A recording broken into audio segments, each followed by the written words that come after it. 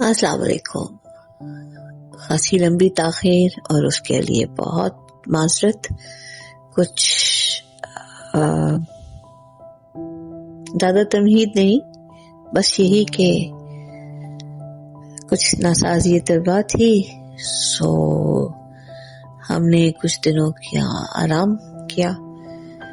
अब आज से वापस आपके साथ वहीं से रिश्ता जोड़ते हैं जहाँ पे मुनक़ता किया था।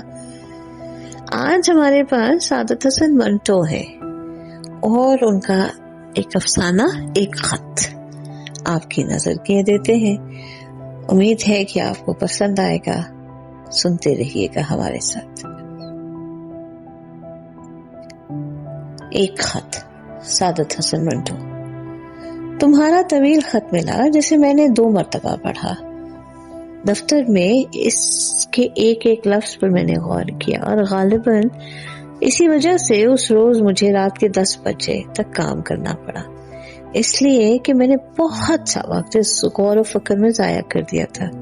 तुम जानते हो, इस सरमाया परस्त दुनिया में अगर मजदूर मुकर्ररा वक्त के लिए एक एक लम्हे की आवाज अपनी जान के टुकड़े तोल कर न दे तो उसे अपने काम की उजरत नहीं मिल सकती। हाँ, लेकिन ये रोने से क्या फायदा। शाम को अजीज साहब, जिनके यहाँ मैं आजकल ठहरा हूँ, दफ्तर में तशरीफ लाए और कमरे की चाबियां देकर कहने लगे, मैं जरा काम से कहीं जा रहा हूँ, शायद देर में आना हो, इसलिए तो मेरा इंतजार किए बगैर चले जाना। लेकिन फिर फौरन ही चाबियां जेब में डाली और फरमाने लगे, नहीं, तुम मेरा इंतजार करना, मैं 10 बजे तक वापस आ जाऊंगा। दफ्तरी काम से फारिग हुआ तो 10 बज चुके थे। सख्त नींद आ रही थी, आंखों में बड़ी प्यारी गुदगुदी हो रही थी। जी चाहता था कुर्सी पर ही सो जाऊं। नींद के गलबे के असर में मैंने 11 बजे तक अजीज साहब का इंतजार किया, मगर वो ना आए।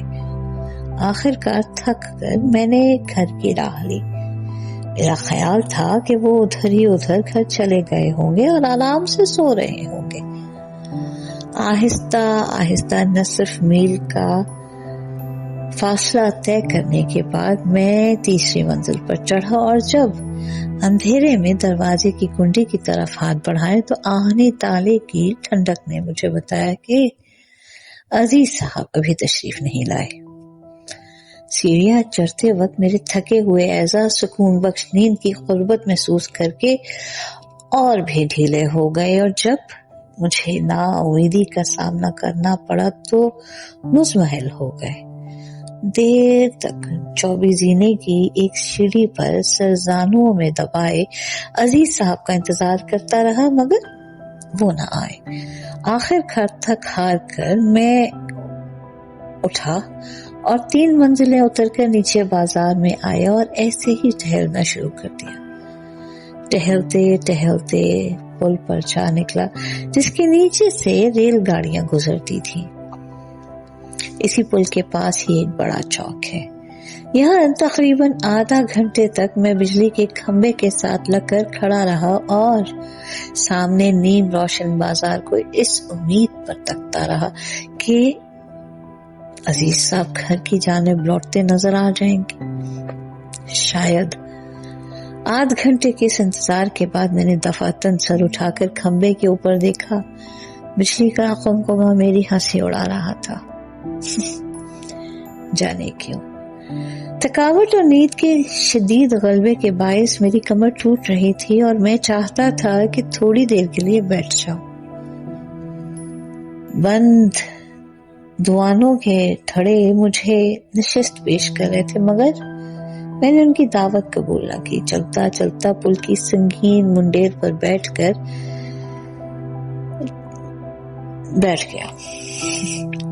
कुशादा बाजार बिल्कुल खामोश था। आमदोरफ्त करीब बंद थी। अलबत्ता कभी कभी दूर से मोटर के हॉर्न की रूनी आवाज खामोश फिजा में लर्जिश पैदा करती हुई ऊपर की तरफ उठ जाती थी। मेरे सामने सड़क के 2 रोइया बिजली के बुलंद खंबे दूर तक फैले चले जाते थे, जो नींद और उसके एहसास से आरी मालूम होते थे।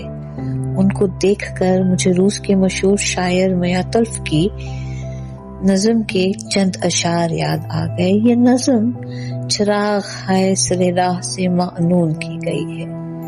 यहाँ तल्फ सड़क के किनारे झिलमिलाती रोशनियों को देखकर कहता है, ये नन्हे चिराग, ये नन्हे सरदार सिर्फ अपने लिए चमकते हैं। जो कुछ ये देखते हैं, जो कुछ ये सुनते हैं, किसी को नहीं बताते।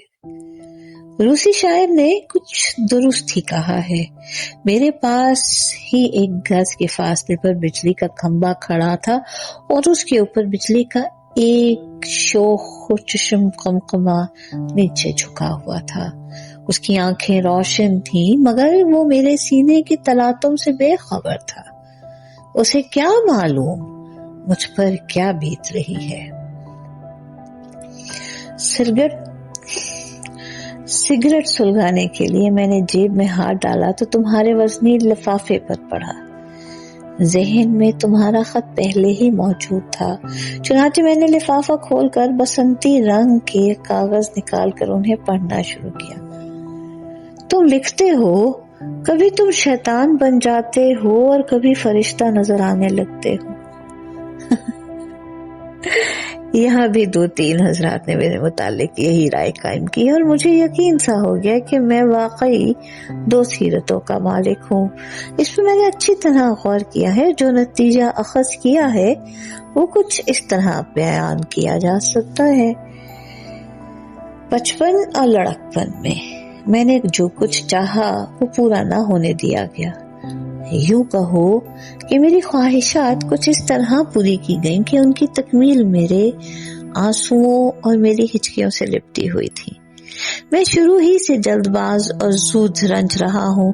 अगर मेरा जी किसी मिठाई खाने को चाहा है और वो चाह ऐन वक्त पर पूरी नहीं हुई, तो बाद में मेरे लिए उस खास मिठाई में कोई लज्जत नहीं रही। इन अमूर की वजह से मैंने हमेशा अपने हलक में एक तलखी सी महसूस की है और इस तलखी की शिद्दत बढ़ाने में इस अफसोसनाक हकीकत का हाथ है कि मैंने जिससे मोहब्बत की, जिसको अपने दिल में जगह दी, उसने ना सिर्फ मेरे जज्बात को मजरूह किया बल्कि मेरी इस कमजोरी यानी कि मोहब्बत से जबरदस्ती नाजायज फायदा उठाया। वो मुझसे दगा फरेब करते रहे और लुत्फ ये है कि मैं इन तमाम दगाबाजियों के एहसास के बावजूद उनसे मोहब्बत करता रहा। मुझे अच्छी तरह मालूम है कि वो अपनी हर नई चाल की कामयाबी पर बहुत मसरूर होते थे कि उन्होंने मुझे बेवकूफ बना लिया। और मेरी बेवकूफी देखो, मैं सब कुछ जानते हुए बेवकूफ बन जाता था।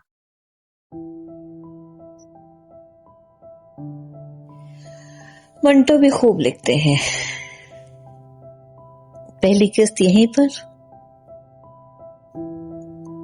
अगली किस्त कुछ देर बाद। हमारे साथ रहिए, सुनते रहिए, जुड़े रहिए। हमारा विरसा, आपका विरसा। अल्लाह निगहबान।